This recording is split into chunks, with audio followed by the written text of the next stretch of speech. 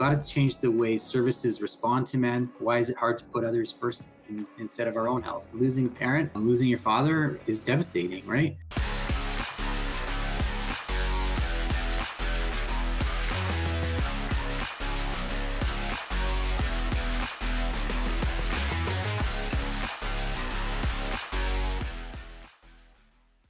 Welcome back to Dad Central, a parenting podcast to reduce stress and build confidence in fatherhood. This is part 2 of our powerful conversation with Todd Minerson from Movember Canada. In this episode, we shift from the challenges to the opportunities, exploring what's actually working in men's health and the critical need for more government action and investment. You'll also hear personal reflections from both Todd and our hosts on our own health journeys and why showing up for your health is one of the most courageous things a man can do. All right. Let's get into it.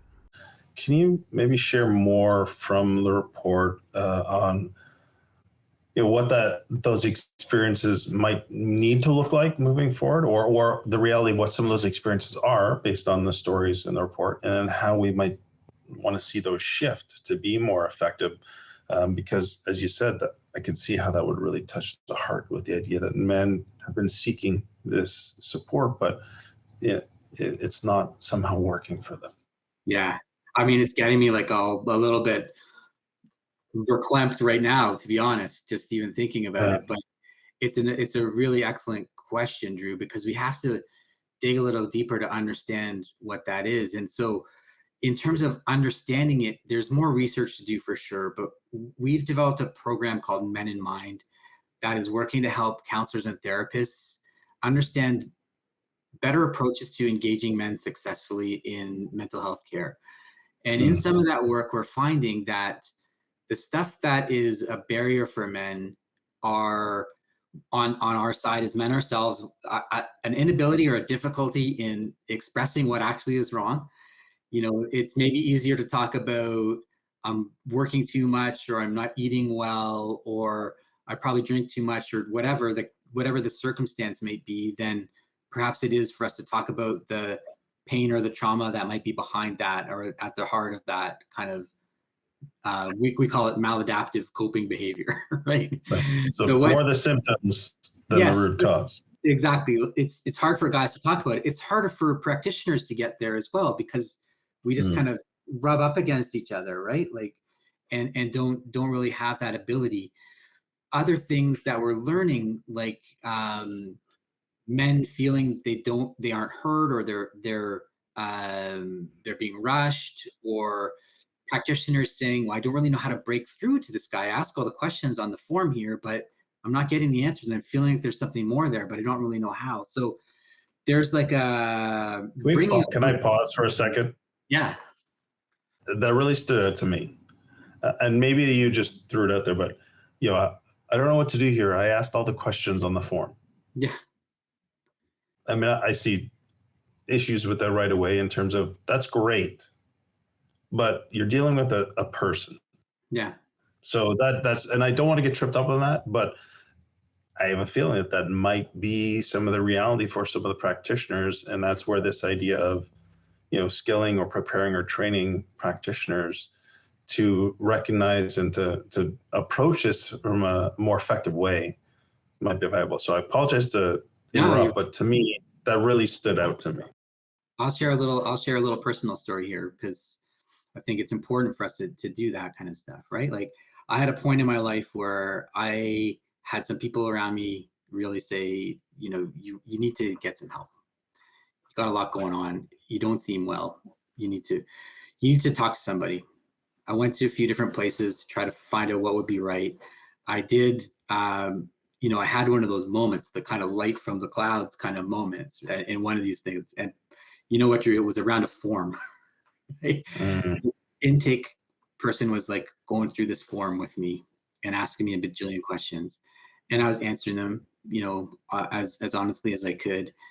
And there came up a bunch of questions around kind of trauma and things that I had witnessed in my life. And he started asking these things, and I'm like, yes, yeah, to that one, yes to that one, yes to that one. And all of a sudden it was like, he's like, you've been exposed to a lot of trauma. Like, this could be part of what the problem is here. And I was like, the first time I ever put those pieces together, from this form, then we get into this support group. It was kind of around grief and loss, and it was all guys in this group. And Ed, I got a feeling you're gonna have a laugh at this one, so please feel free to laugh with me. The facilitator would start every session with, how are you guys feeling today? And the only thing you were not allowed to say was fine, right? Because fine is not a feeling. And I just would, myself and like 7 or 8 other guys, struggle to even name an emotion that we were feeling, right? Like just putting a name to it. So like silence and why can't I say fine? Like I'm stuck here. Like the next week, the facilitator comes in and hands us all this like emotion wheel chart. Has probably about 70 or 80 emotions on it, all grouped in different families. I and these other guys, our faces light up. Whoa, there's words for these things. What are you talking about?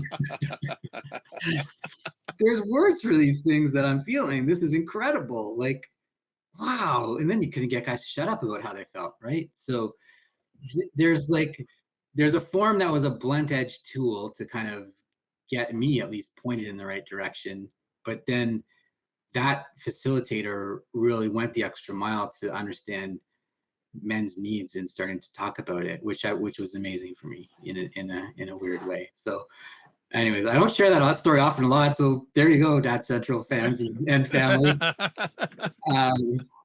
But it's important that we talk about these things. Absolutely. I appreciate that, Todd. In particular, I think that short element of the next week, bringing in this emotion wheel, speaks to the role and value that we as fathers can play in our families when we, let's say, be the ones who bring something like that home, or when we or we have these conversations with our partners, with our family about like, what emotions are you feeling? We had in the group last night one of the fathers sharing about he had a yellow, red, green, simple process of how he works with his 7-year-old around emotional regulation, right? So are you in yellow right now? And if you're in yellow, we're not going to talk. What we're going to do is we're going to take some positive behaviors. We're going to go read, we're going to go take a break, we're going to go for a walk, we're going to get something to eat. We're going to do these steps to begin to regulate yourself, to put yourself back into green before then we come back and we connect in yellow. And so to me, the real takeaway of that is that's the importance and value of the role of fathers in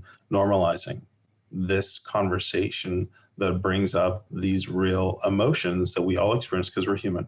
We all have emotions, and beginning to shift that narrative to create healthier environments in our home around this emotional, the reality of our emotions and surfacing. Anyway, so I didn't want to. One thing you said earlier, Drew, and I think it's really important, care as a leadership quality for fathers, caring as a strength, that to me is the ultimate end goal. Like, how do we bring that to what is at the forefront of fatherhood and masculinity?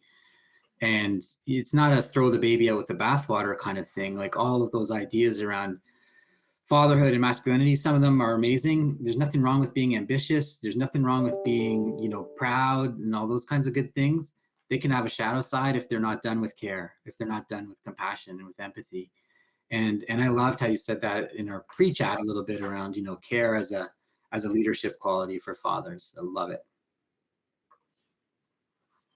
What rings in my heart right now, what you're sharing, Todd, is this report, but us investing in care. Like, not only the money, not only the time, but the systems and the things that need to be done. We have to invest in it. It's not just, and the ripple effect is for generations. Mm-hmm. The investment of that facilitator saying they brought out that one thing one week, they invested more that next week and went deeper and created that safe embrace space for all of you to share about your health and your challenges. So I think it's a great story. Yeah, and that's where we want to really go with the report too, Ed. It's Movember's known for individual action on a cause that we're talking about here, men's health, right? Like, go grow a silly mustache for a month and raise some funds and awareness. And maybe you'll learn some things on the way too, like about what your risk of prostate cancer is, or how to have good conversations around mental health, or how you can be a more engaged and supportive father in your own world. But largely they've been focused on individual behavior change, and that's super important. But what we're learning from the report, and that's really the call to action, is we've got to change systems. We've talked about it here too. We've got to change the way services respond to men. And we have to invest in this as a problem and a challenge, because even, a minuscule percentage of that $12.4 billion it's costing us every year into men's health literacy, into prevention of things like colorectal cancer, into changing and challenging those stigmas and behaviors, into understanding why fathers have that question we started with, like, why is it hard to put others first instead of our own health?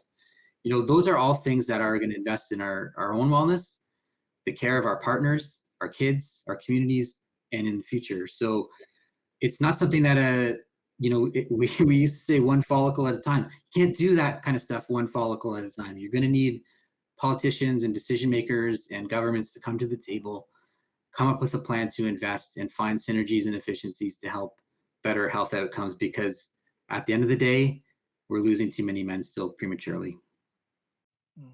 Drew? Mm-hmm. Yeah. As I was going through the future vision and in the report where it talks about investing in a Canadian national men's health strategy to improve health services, systems, and policies. And I love the three-prong approach, strengthening men's mental health literacy, building a healthcare system and workforce to deliver men's programs, and then advancing research to map and better respond to how men engage with their health. I mean, can you maybe point to, in each of those 3 years, something you feel is really relevant, and how we might be able to join in with Movember in pushing this forward? I'm gonna tackle that a little differently if I could, Drew, because I think absolutely one of the things that we had a challenge with in the report was to narrow that down to three three pillar areas, right? There's so many valuable pieces, and what we tried to do is elevate them into kind of core themes around investment. There's the research piece, the service piece, and then the men's health kind of behaviors and the stereotypes and stigmas. So there's really like hundreds or dozens of really quality things that could happen in all of those pillars. I'd love to just talk a little bit more about the appetite for change and the progress that we're seeing in other places and the hopefulness it brings me for here. I think I mentioned at the beginning, we did this report in Australia and the UK last year. We did it in the UK last July, I believe. And in February this year, they announced a commitment to a national men's health strategy. Half a year or a year or so of conversations with this data behind it. And they helped convince the government in the United Kingdom that this is needed. Similar progress and results in Australia. They had a federal election recently, about the same time as ours. And all the major parties in the election committed to investigating and providing funds for a men's health strategy. So it's a great hope of mine. I'm optimistic, even though the alarm bells are going off, that we can have these conversations and get to some of those places. And then the way I'll circle back to the question that you started with, Drew, is that we also know as Movember, we can't do it alone. We have to do it with Dad Central. We have to do it with groups that are looking at Indigenous men's health. We have to do it with research. We have to do it with community, and we have to do it with decision makers. So I think, in collaboration, we're going to find those spaces that can have the greatest impact in those three pillars. And we're a little bit deliberately vague by not listing the hundreds of things that in one version of the report we could have listed in there for like the hundred of steps that could be done. It's a little bit of the coalition of the willing too. Like, let's go where people are able and ready first, and bring the rest of the process along. So yeah, there's some exciting, I think, optimism even in this, salt and pepper mustache here as well. That's I great. love Thank it. you, You Todd. guys know when you have me on, there's mustache puns for days. Of course, Mhm. of course, of course. I know we're starting to run down on time. I have one more conversation piece. I want to put it out there that the report concludes by stating that, quote, healthier men mean a healthier world, unquote, and that improving men's health benefits everyone. For the men and fathers that are listening to you today, what is the most crucial message you want them to take away from this report? And what immediate actions can they implement in their own lives and communities? Yeah, I mean, that's an amazing question. I think the action that an immediate action you can do is have a look at the report, see what it means to you, share it if you can. A more personal action is to think about your health. It's Men's Health Week this week.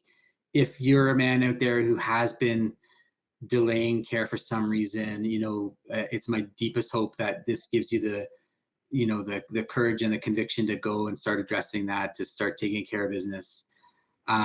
There's each of us have our own health journey that we can do to start that path, even if it's not once a month, Mr. Once a Month over here. But the healthier men, healthier world, that is again to that first question. What is the real face of men's health? It's all of us. It's not just men. It's us as fathers, grandfathers, sons, partners, husbands, wives, like it's everybody that's impacted by this. And the core of the message is, good health for men is a way to healthier communities for everybody.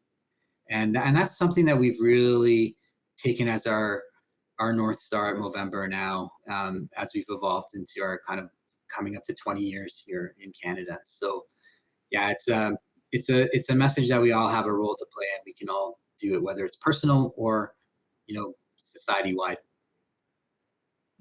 Drew? I just want to say thank you, Todd, for joining us for this conversation, for sharing both vulnerably, but also very factually from the report itself, and just being a great advocate and support. So thank you.